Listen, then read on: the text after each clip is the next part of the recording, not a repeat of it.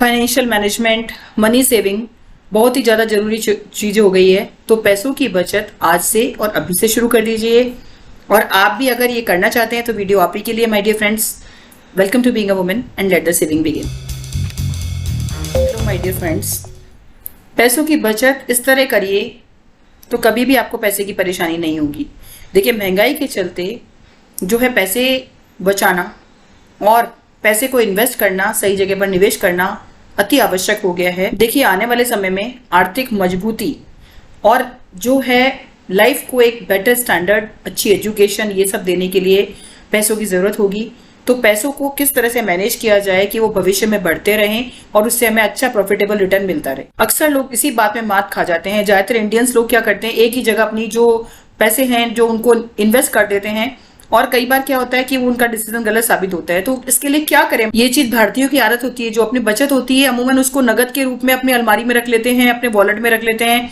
इसको आप बैंक में जमा कराने की आदत बनाइए ताकि आपको एक अच्छा खासा रिटर्न मिले। ज्यादातर जो आदत होती है वो होती है कि नकदी को पास में रखना।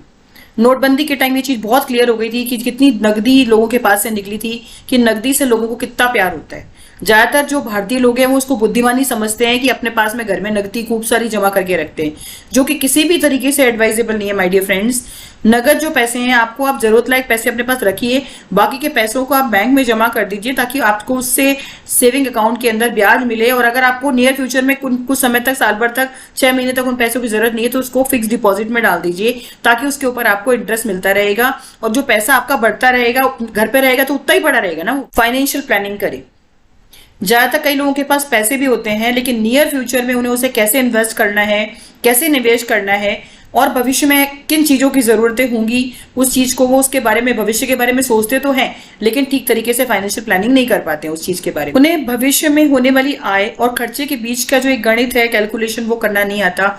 इस तरह से वो एक कैलकुलेशन जो है वो नहीं कर पाने की वजह से कोई अचानक कोई ऐसी विषम परिस्थिति, कोई अचानक अगर कोई संकट आ जाए तो उससे जो उसको मैनेज करना, उसको किस तरह से मैनेज किया जाए, इस तरह की प्लानिंग नहीं कर पाते। इस तरह की प्लानिंग की बहुत जरूरत है my dear friends. Financial planning करें, कब कितने खर्चे की जरूरत है, अगर आपका बच्चा 12th में कब आएगा, उसका कब आपको कॉलेज में एडमिशन कराना है। मैं एक एग्जांपल दे रही हूँ।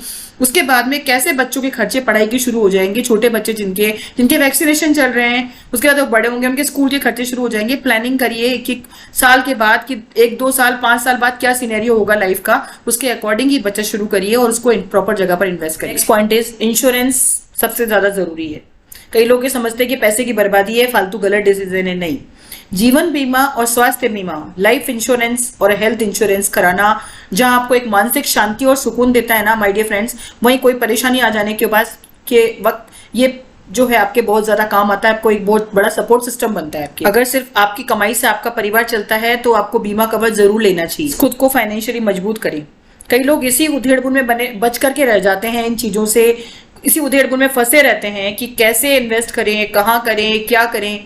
ये चीज देखिए बहुत सोच समझने की जरूरत है। कई यंगस्टर क्या है कि इसके चलते अपनी जो इनकम होती है ना उसको मैक्सिमम अपने मजे करने में ही खर्च कर देते हैं और कोई सेविंग नहीं करते। देखिए, लाइफ की हर स्टेज पे पैसे की जरूरत होती है।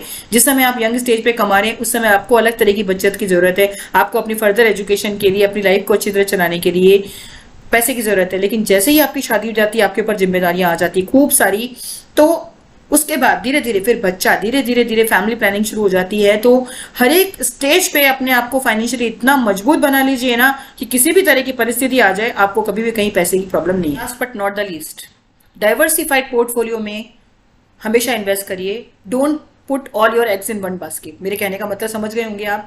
कई लोग क्या है कि सारा पैसा एक ही जगह इन्वेस्ट कर देते हैं, जो कि बिल्कुल एकदम इन्वेस्टमेंट का, पैसे बचाने का गलत तरीका है। जो भी आपके फंड्स हैं उनको डाइवर्सिफाइड पोर्टफोलियो का चुनाव करिए उनको इन्वेस्ट करने के लिए। कुछ पैसा स्टॉक मार्केट में, कुछ पैसा एफडी के अंदर, कुछ रिकरिंग डिपॉजिट में, कुछ गोल्ड खरीदने के लिए और कुछ अपने पास नगद भी जरूर रखिए माय डियर फ्रेंड्स, जो कि कम से कम 3 महीने का खर्चा आपके पास लूज आपके अकाउंट में होना चाहिए और कम से कम 1 महीने का खर्चा कैश भी आपके पास होना चाहिए, ताकि जिस तरह से जिस समय नोटबंदी के समय एकदम प्रॉब्लम हो गई थी वैसी प्रॉब्लम कभी जिंदगी में नहीं आए माय डियर फ्रेंड्स। और बताइएगा आपको आज की वीडियो कैसी लगी। मैंने कुछ पैसे बचाने के और पैसों को सही तरीके से इन्वेस्ट करने के, पैसों को सही तरीके से मैनेज करने के तरीके आज आपसे डिस्कस किए हैं। This is all for today. Thanks for watching being a woman. Bye bye.